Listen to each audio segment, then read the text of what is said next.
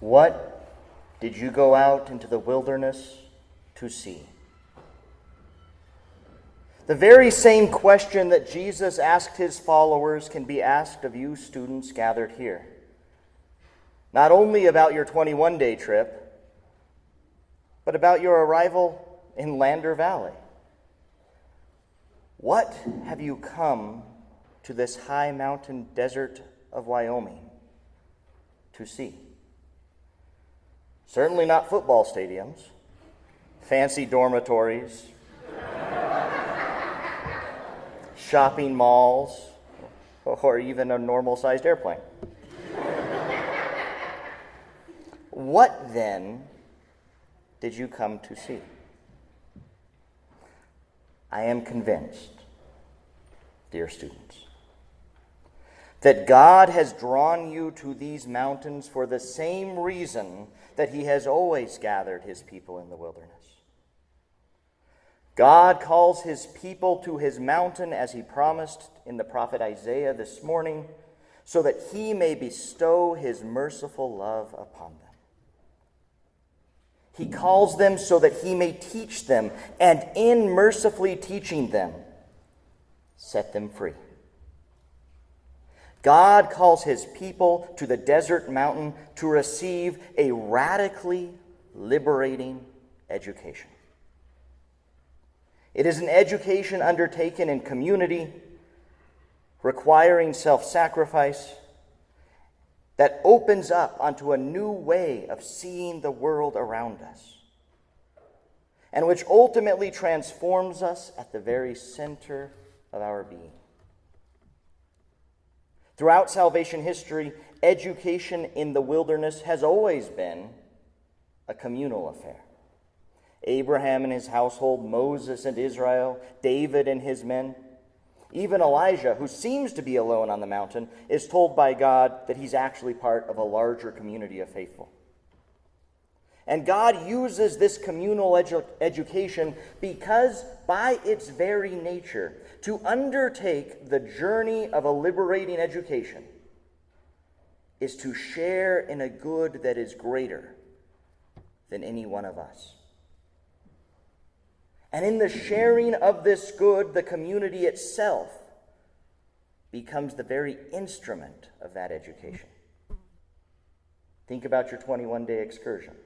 It was precisely in the experience of journeying as a group that you mutually formed each other. So too with all aspects of this education. It is the common life in the dorms, over lunch tables, in classrooms, offices, family homes, in common readings, and a shared rule of life that this education plays out in. Now, it's not all bliss. The Israelites complained bitterly throughout their wilderness education. They had thought their liberation was defined by merely getting out of Egypt, and they were wrong. It was in their asceticism and sacrifice along the journey that it was revealed to them what God more fundamentally desired to free them from. We all have to be brought to know what we don't know. Only then are we capable of being taught, of really coming to knowledge. A huge part of freshman year is directed to this, and Plato relishes in the discussion. But this education will constantly confront us with our own limitations, our ignorance. It will demand that we give up certain attachments. The Israelites had to endure the loss of the flesh pots of Egypt before they could see how attached they actually were to pagan habits.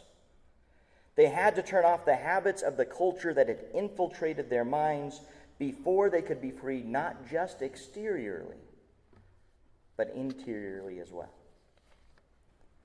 So too, we need to break off from the noise and cultural habits that hide our own ignorance from us.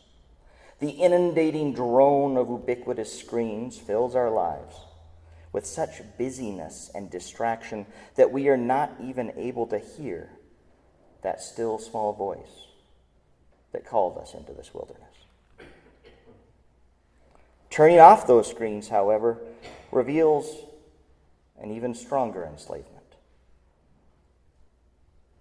For the last several hundred years, modern Western society has been devoted to enslaving the work of reason. No longer do we assume that knowing the truth, especially truth himself, and so being transformed by that knowledge, no longer do we assume that experience is the peak of human joy. Rather, thinking and studying are solely for the sake of productivity. Our minds are not seen as profoundly spiritual and personal powers at the core of our being, but merely electric brain waves ordered to securing money, power, and pleasure. The only thing that can justify going to college is the job that you will obtain or the societal transformation that you will learn to effect. But that's a lie. Knowing the truth about who you are, about the nature of reality, about God himself, is good for its own sake. Our minds must not be enslaved to the politics of the day, the daily workforce, or the temptations of hedonism. But it gets worse. In instrumentalizing reason, society has instrumentalized all the wonders of the material creation that surround us. Our bodies and our world in general are reduced to mere instruments for money, power, or pleasure. Societally, we are like Uncle Andrew in C.S. Lewis's The Magician's Nephew, a man who observes the miracle of the creation of Narnia and only thinks about how he can commodify this fecund reality before him. In short, all you students who are not freshmen, we could all say together, the world is too much with us, late and soon, getting and spending we lay waste our powers. Little we see in nature that is ours. We have given our hearts away, a sordid boon. To see that bears its bosom to the moon, the winds that will be howling at all hours, and are gathered now like sleeping flowers. For this, for everything, we are out of tune. It moves us not. Great God, I'd rather be a pagan, subtle in a creed outworn. So might I, standing on this pleasant lea, have glimpses that would make me less forlorn, at sight of Proteus rising from the sea, or hear old Triton blow his wreathen horn. But Wordsworth's wrong in suggesting that the only solution is to return to some pagan, mythical, magical view of nature. Rather, God, out of his merciful love, has called us as a community to be an instrument of a liberating education that calls us to fast from certain societal opinions and habits so as to become attentive to the real meaning of this world that seems too much with us. That is what happened for Peter, James, and John when they together journeyed up the desert mountain of Tabor and beheld Christ's transfiguration and his dazzlingly white garments. St. Maximus the Confessor notes that the focus on the garments calls to mind the Psalm's image of God wrapping himself in the light of creation as if in a garment. The world is like the divine robe, ready to testify to the glory concealed within it. It is like a veritable tapestry, or we might say a book, revealing the grandeur of God. To coin a phrase, the world is charged with the grandeur of God. We should probably go from there. The shining oil, greatness like the ooze of oil. Why do men then now not wreck his rod? Generations have trod,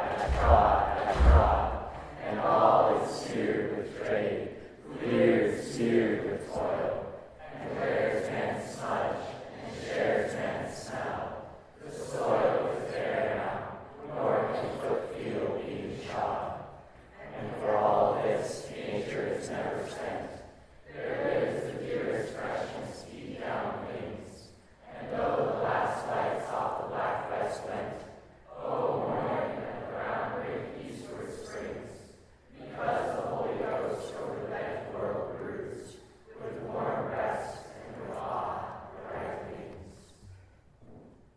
Having fasted from the distraction and reductionism of the society around us, we are more free to really see the world so charged. More free to really hear our friends in the conversations about the most important things. More free to really read books and be transformed by them.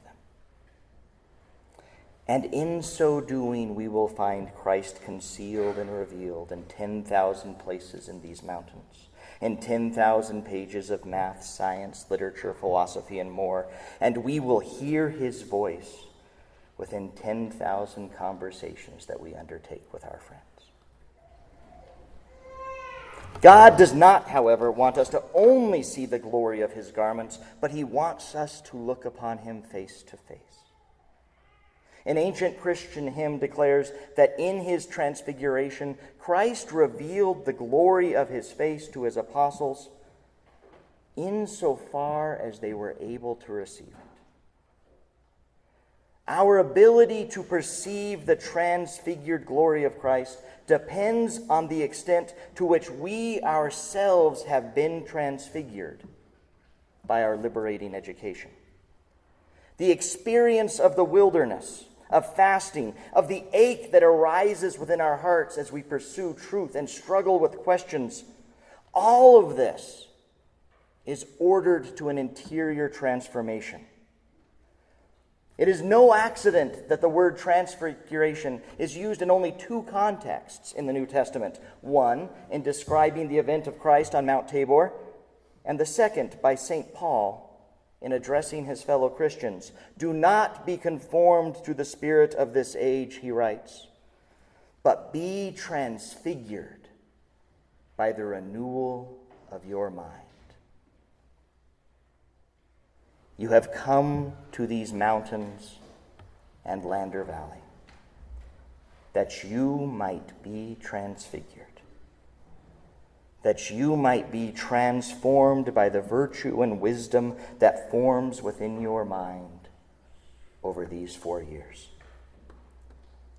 Be transformed so that you may come to perceive the glory of God's truth, beauty, and goodness reflected in his creation and his revelation and carried in your own minds. And when this happens, dear students, you will say with Peter, it is good for us to be here. But, like the great wandering cowboys of the Westerns, you're not here to stay. You're just passing through. These 4 years at Wyoming Catholic are part sanctuary and retreat, but also part outpost, a stopping place on your journey back to the towns, back to radiate the light that has transfigured your mind into a world that desperately needs it.